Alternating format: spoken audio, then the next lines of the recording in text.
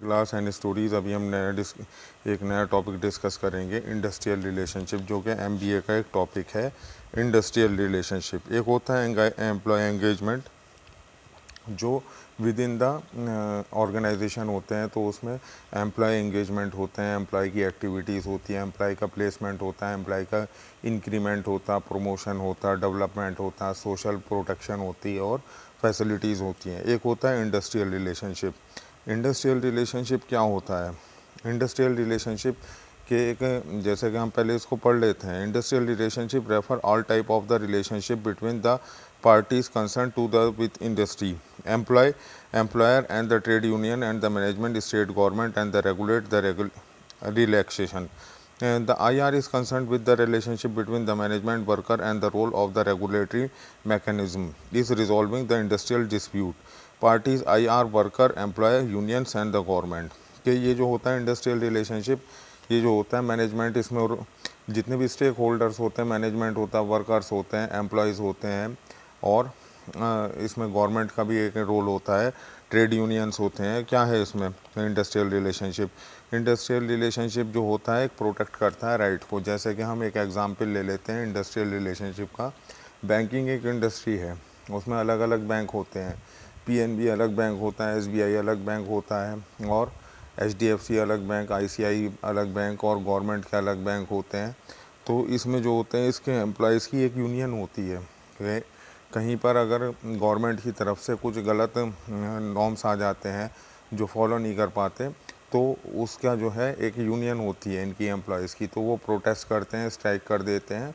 Strike करने के बाद में अपनी जो है डिमांड को पूरा करते हैं। तो अलग अलग बैंक के होने के बावजूद भी इनकी यूनियन एक ही होती है, चाहे वो पीएनबी हुआ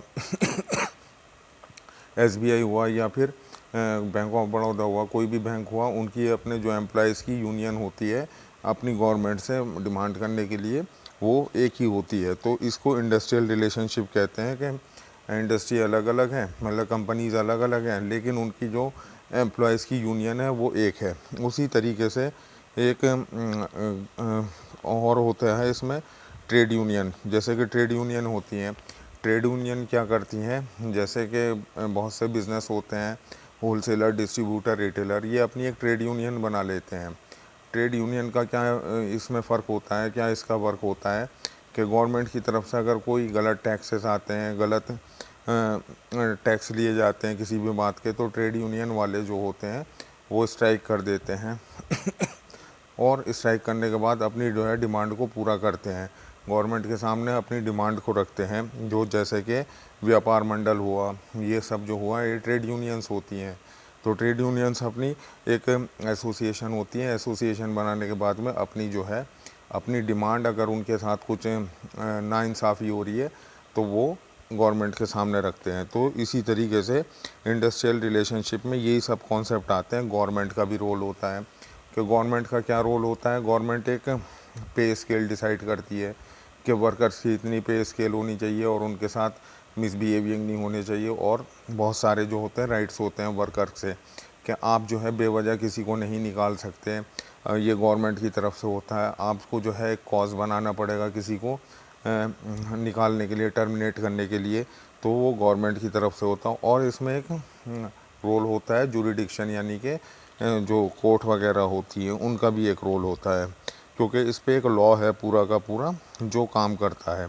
बेसिकली इंडस्ट्रियल रिलेशनशिप जो होता है वो पार्टीज़ के बीच में होता है। जो स्टेक होल्डर्स होते हैं, एम्प्लॉयज़ होते हैं, वर्कर्स होते हैं, वो किस वजह से करते हैं, कभी कभी उनके ऊपर जो होता है, एक किसी इंडस्ट्री में एक यूनियन होती है, तो यूनियन क्या करती है, एक विद इन द इंडस्ट्री के उसे उनके वर्कर्स को जो है वेजेस अच्छे नहीं मिल रहे, उनके वर्कर्स को जो है सैलरीज अच्छी नहीं मिल रही, उनके ऊपर जो है ओवरलोड है, और उनका वर्क एनवायरनमेंट जो है बहुत ही पैथेटिक है। वहाँ पे जो है गैस वगैरह ज़्यादा हैं या फिर काम करने के लिए अनुकूल नहीं है।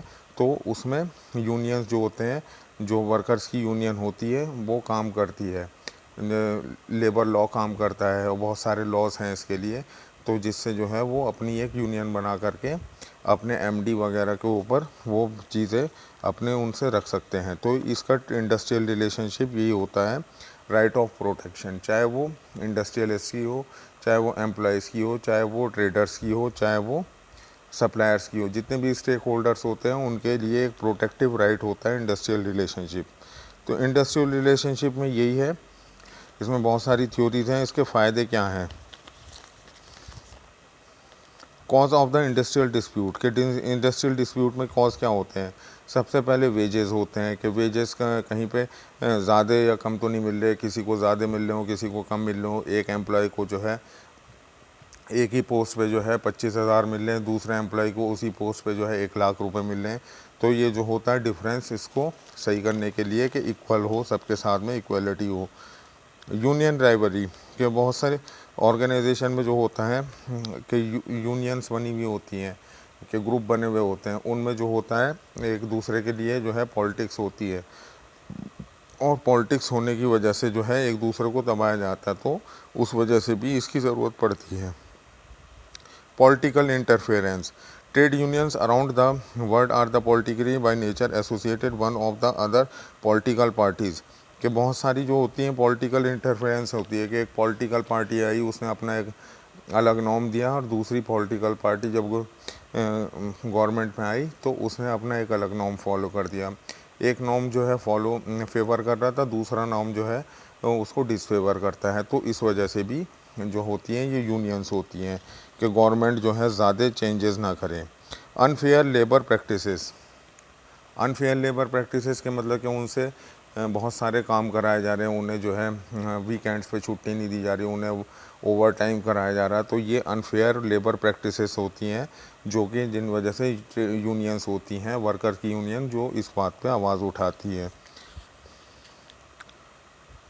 यही सब इसमें है ट्रेड यूनियन इंडस्ट्रियल रिलेशनशिप में।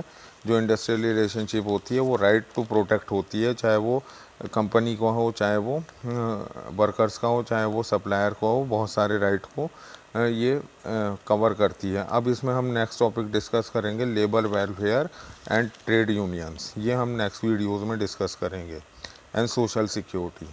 Thank you very much for watching the video.